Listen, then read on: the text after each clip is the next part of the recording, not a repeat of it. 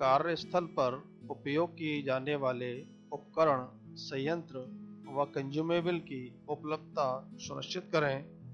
3 piece mould की स्थिति, looting sand की गुणवत्ता व इग्निशन का निरीक्षण कर लें। थर्मिट पोर्शन को एक सुरक्षित व गैर दहनशील इमारत में संग्रहित किया जाना चाहिए। बेहतर है कि इन्हें अलग से संग्रहित किया जाए। इन्हें अन्य गैर ज्वलनशील सामग्री जैसे कि छोटे उपकरण, मोल्ड, शील्ड बैग में लूटिंग सैंड इत्यादि के साथ संग्रहित किया जाए। इस स्थिति में इन सभी को आदर्श रूप में अलग अलग रखा जाए। पोर्शन को विस्फोटक या ज्वलनशील वस्तुओं जैसे कि ईंधन गैसों, फुलझड़ी के साथ एक ही इमारत में संग्रहित न करें। सील्ड बक्सों को उपयोग करने के तुरंत पहले से पूर्व न खोला जाए।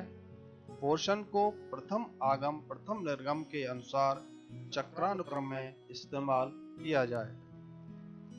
रेलवे बोर्ड या आरडीएसओ द्वारा प्राविधिक या नियमित रूप से स्वीकृत की गई वेल्डिंग तकनीक ही रेलों की वेल्डिंग के लिए इस्तेमाल की जाए। एटी वेल्डिंग के क्षेत्र में पूर्व हीटिंग तकनीक, मोल्ड के प्रकार, क्रूसिबल के प्रकार और स्वचालित प्रक्रिया के लिए महत्वपूर्ण उन्नति हो चुकी है। यह प्रगति एटी वेल्डिंग की सर्विस लाइफ के संदर्भ में सार्थक लाभकारी है।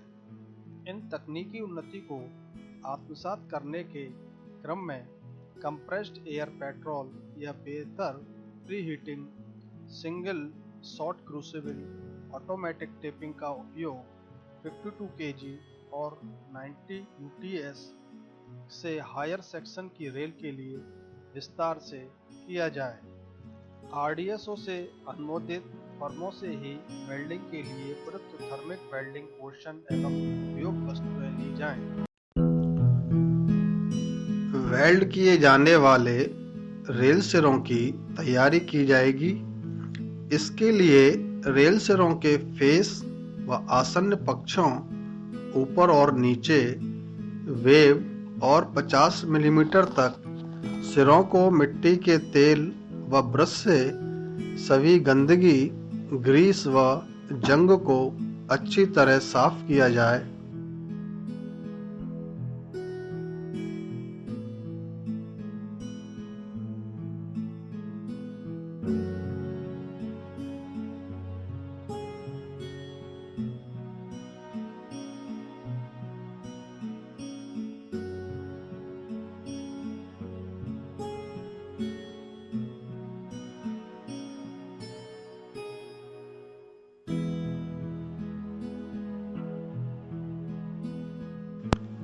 रेल फ्लैंज के नीचे की तरफ दृश्य निरीक्षण कर सुनिश्चित किया जाए कि वह गड्ढे, खांचा, जंग इत्यादि से दोषमुक्त हों। रेल सिरों पर किसी भी बर को छेनी या ग्राइंडिंग द्वारा हटाया जाए।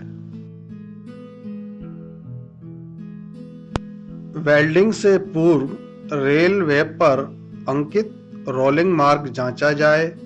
सामान्यतः विभिन्न गुणों की रेलों को एक साथ वेल्ड नहीं करते हैं, तथापि अपरिहार्य परिस्थितियों में 72 यूटीएस व 90 यूटीएस रेल वेल्डिंग की जाती है। इस स्थिति में 90 यूटीएस रेल का पोर्शन इस्तेमाल किया जाए। रेल सिरों को निर्दिष्ट अंतराल के रूप में प्रति एक समान और ऊर्ध्वाधर अंतराल के साथ स्थित किया जाएगा। गैप की एकरूपता व शीर्षता एक गेज द्वारा मापी जाए। एलडब्ल्यूआर इलाके में उपयुक्त और अनुमोदित डिजाइन के हाइड्रोलिक यांत्रिक रेल टेंसर वेल्डिंग के दौरान सही रेल गैप को बनाए रखने के लिए इस्तेमाल किए जाएं। चालू रेल पथ में वेल्डिंग करने के लिए फिस्ट प्लेट खोलने के बाद प्रस्तावित रेल जोड़ के दोनों तरफ कम से कम 5 स्लीपरों के रेल बंधक ढीले कर दिए जाएं। वेल्ड किए जाने वाले रेल जोड़ के दोनों तरफ नज़दीकी स्लीपरों से 250 मिलीमीटर का स्पष्ट गैप रखें, जिससे मोल्ड, क्लैंप व प्रीहीटिंग उपकरण समायोजित हो सकें। वेल्डिंग कार्य से पहले रेल सिरों का अलाइनमेंट किया जाना है। रेल के सिरों का क्षैतिज और ऊर्ध्वाधर सतह में अलाइनमेंट करें।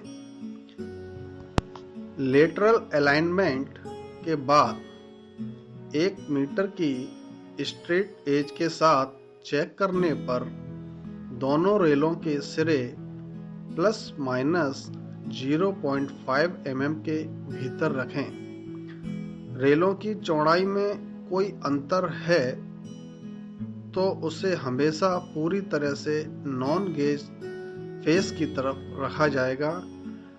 गेज फेस साइड रेल सिरे सही ढंग से अलाइनमेंट में रखे जाएं।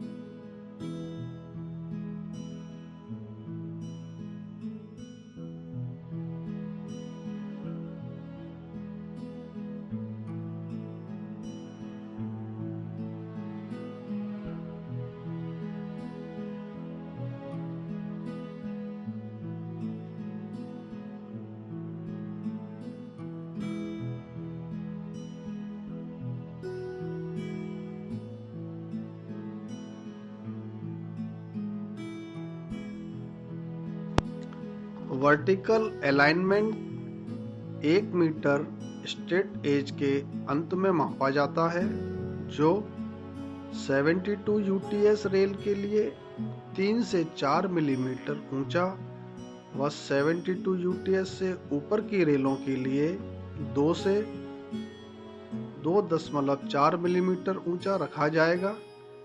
यह ऊंचाई वेल्ड जोड़ ठंडा होने पर अंतर सिकुड़न की वजह से जोड़ की ऊंचाई में गिरावट की क्षतिपूर्ति के लिए दी जाती है।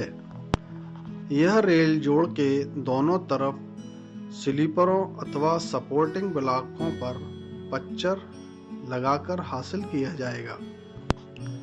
अलाइनमेंट कार्य पूरा होने के बाद रेल सिरों के बीच गैप पुनः जांचा जाए।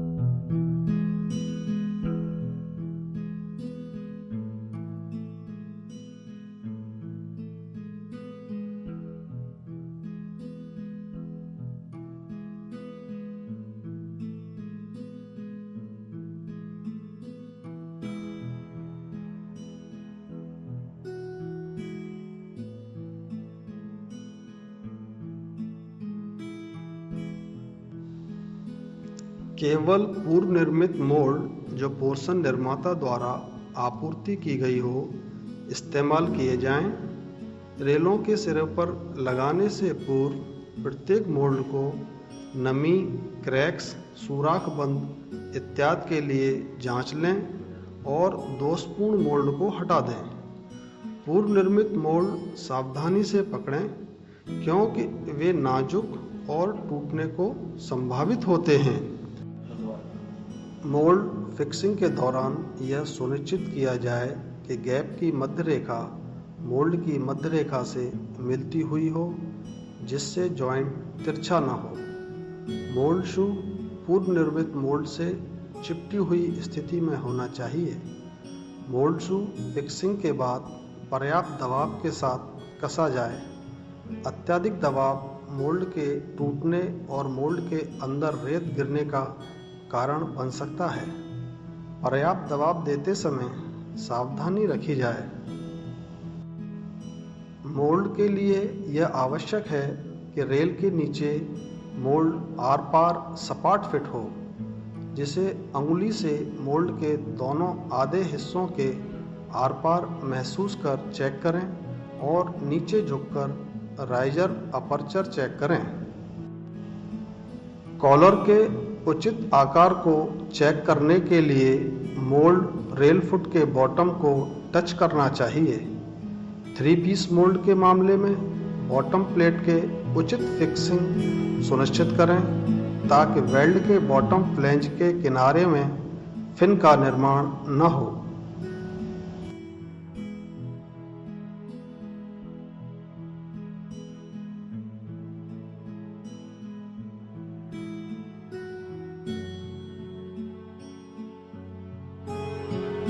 मोल्ड लगाने के बाद मोल्ड और रेल के बीच तरल वेल्ड धातु के रिसाव को रोकने के लिए गैप को लूटिंग सैंड से मजबूती से पैक किया जाए।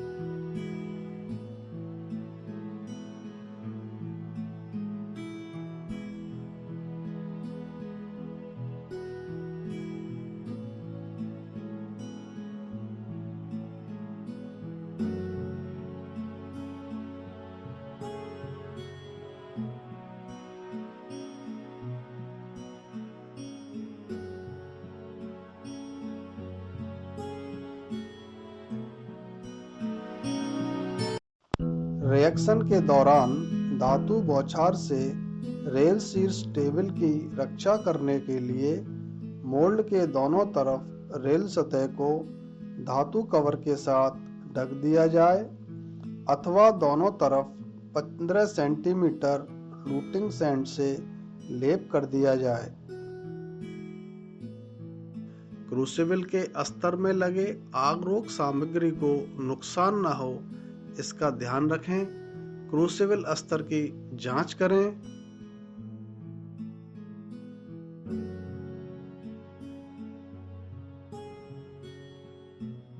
क्रूसिबल में पोर्शन डाल दें। वेल्डिंग तकनीक के लिए आवश्यक पोर्शन को अच्छी तरह से हाथ से मिश्रित किया जाए। मोल्ड को लगाने व लूटिंग करने के बाद रेल सिरे विशेष रूप से डिजाइन हवा पेट्रोल या संपीड़ित हवा पेट्रोल अथवा ऑक्सीजन एलपीजी बर्नर इनमें से जो भी संयंत्र उपलब्ध हो के द्वारा समान रूप से प्री हीटिंग किए जाएं। फ्लेम को वांछित रेल तापमान प्राप्त करने के लिए समायोजित किया जाए। लगभग 600 प्लस माइनस 20 डिग्री सेंटीग्रेड तापमान प्राप्त करने के लिए मोल्ड बॉक्स के ऊपर से ही प्री हीटिंग की जाए।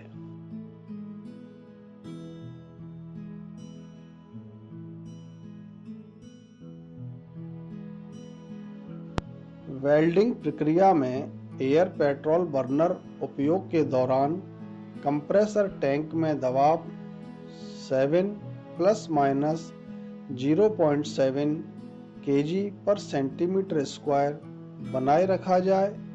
एटी वेल्डिंग के दौरान संपीड़ित हवा पेट्रोल प्री हीटिंग तकनीक का इस्तेमाल करते समय प्री हीटिंग उपकरण के संचालन के दौरान हवा का दबाव 0.2 से 0.3 kg पर सेंटीमीटर स्क्वायर की सीमा में रखा जाए। ऑक्सीजन एलपीजी प्रक्रिया से प्री हीटिंग के दौरान ऑक्सीजन सिलेंडर में प्रेशर 7.0 से 8.0 kg पर सेंटीमीटर स्क्वायर व एलपीजी सिलेंडर में प्रेशर 2.0 से 2.5 kg पर सेंटीमीटर स्क्वायर की सीमा में समायोजित किया जाए। जब ऑक्सीजन एलपीजी बर्नर के साथ प्री हीटिंग की जाए तो एलपीजी आपूर्ति पहले खोली जाए और गैस प्रज्वलित की जाए। उसके बाद ऑक्सीजन आपूर्ति खोली जाए। बंद करते समय ऑक्सीजन आपूर्ति पहले बंद की जाए, उसके बाद एलपीजी आपूर्ति बंद की जाए। प्री हीटिंग के दौरान यह सुनिश्चित करने के लिए कि रेलों के सिरे वेब और फुट समान रूप से गर्म हो रहे हैं, बर्नर ठीक से समायोजित किया जाए। प्रीहीटिंग समय। एयर पेट्रोल प्रीहीटिंग तकनीक उपयोग में प्रीहीटिंग समय 10 से 12 मिनट। संपीड़ित हवा पेट्रोल प्रीहीटिंग तकनीक उपयोग में प्रीहीटिंग समय 4 से 5 मिनट और ऑक्सीजन एलपीजी प्रीहीटिंग तकनीक में प्रीहीटिंग समय 2 से 2.5 मिनट होना चाहिए। वास्तविक प्रीहीटिंग समय अपनाए जाने वाली वेल्डिंग तकनीक व रेलखंड पर निर्भर करेगी। निर्धारित समय में आवश्यक रेल तापमान प्राप्त करने के लिए टैंक प्रेशर, बर्नर की दक्षता और फ्लेम की स्थिति पर विशेष जोर दिया जाए। क्रूसिबल के टेप होल व पोरिंग छिद्र के बीच ऊर्ध्वाधर दूरी 50 मिलीमीटर रखते हुए क्रूसिबल को मोल्ड के पोरिंग छिद्र के ऊपर एक सिधाई में उचित स्थिति पर लाया जाए। प्रीहीटिंग के बाद फुलझड़ी को जलाएं और रिएक्शन शुरू करने के लिए पोर्शन के केंद्र शीर्ष भाग में डाल दें। रिएक्शन जोरदार या उबलते हुए नहीं होना चाहिए। जब तक रिएक्शन पूरा होता है, शीघ्रता से बर्नर हटा दिया जाए और सेंटर पोरिंग के मामले में हीट व धातु के प्रभाव को उग्रता के नुकसान को रोकने के लिए मोल्ड गैप को सूखे सैंड कोर के साथ बंद कर दें।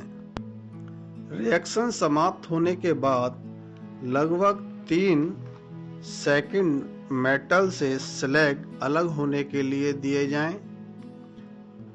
यह सुनिश्चित करें कि रिएक्शन के प्रारंभ के बाद निर्धारित समयावधि में थर्मिट स्टील को मोल्ड में डाल दिया गया है।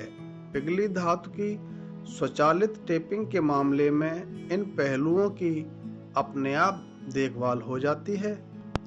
पिघली धातु को मोल्ड में गिरने के बाद निर्धारित मोल्ड इंतजार समय तक ठंडा व जमने दिया जाए। मोल्ड इंतजार समय रेलखंड व प्रवेश के तापमान पर निर्भर करता है। एलॉय स्टील रेल के मामले में इस अवधि के दौरान बर्नर के उपयोग से रेल जोड़ के दोनों तरफ 300 मिलीमीटर तक गर्म किया जाएगा।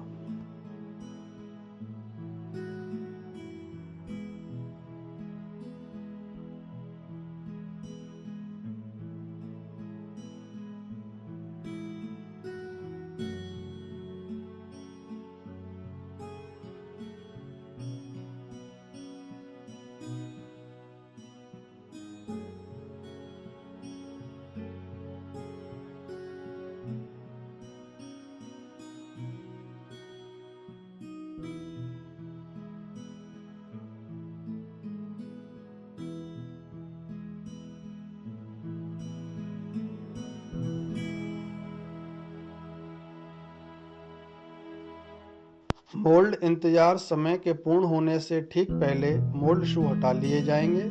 सामान्यतः मोल्ड इंतजार समय 25 मिलीमीटर गैप वेल्डिंग के लिए 4 से 6 मिनट और 75 मिलीमीटर गैप वेल्डिंग के लिए 12 मिनट है।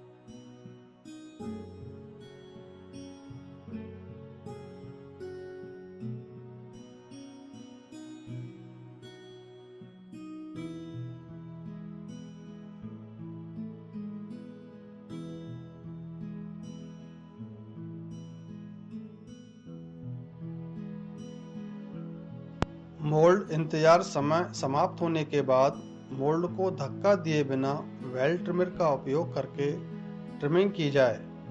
वेल ट्रिमर के अचानक विफलता की स्थिति में मैनुअल चिपिंग का सहारा लिया जा सकता है। पुरानी रेलों की वेल्डिंग करने के मामलों में रेल हेड की धातु फैली होने की वजह से यदि वेल ट्रिमर उपयोग किया जाना संभव न हो तो मैनुअल चिपिंग की जा सकती है। ट्रिमिंग क्रिया के दौरान यह सुनिश्चित किया जाए कि अलाइनमेंट के लिए लगी पच्चर बिना ढीले हुए अपने उचित स्थानों में हैं और उन्हें स्ट्रिपिंग के बाद कम से कम 20 मिनट तक न हटाएं।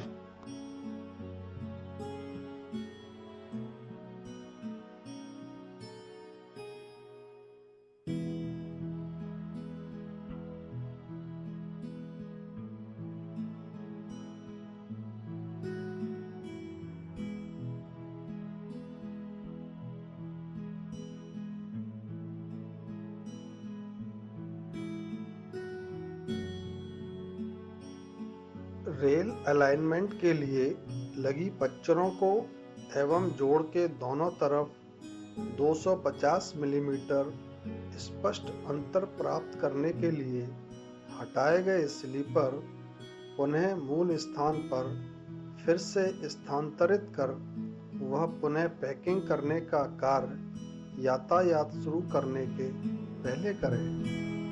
रनर व राइजर जब तक नहीं हटाया जाना चाहिए जब तक वह ठंडा न हो जाए और उन्हें रेल की तरफ ठोंक कर हटाएं।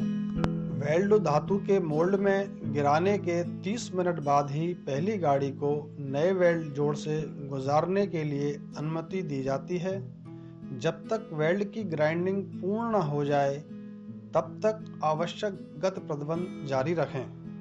रेल पथ पर वेल्डिंग करने की स्थिति में पच्चरों को हटाने व स्लीपर पर बंधक को पुनः लगाने के बाद ही ग्राइंडिंग शुरू करें।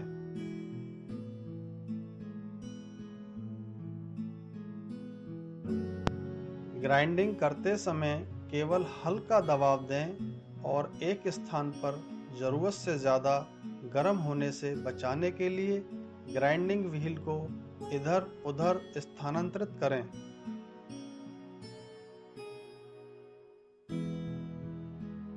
रेल सिरे के दोनों बाजू ग्राइंड करके रेल पटल को मूल प्रोफाइल में लाएं और 1 मीटर की स्ट्रेट एज से चेक करें।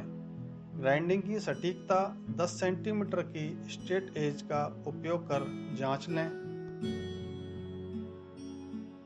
चेक कर यह सुनिश्चित करें कि जॉइंट प्रोफाइल परमिसेस लिमिट में है।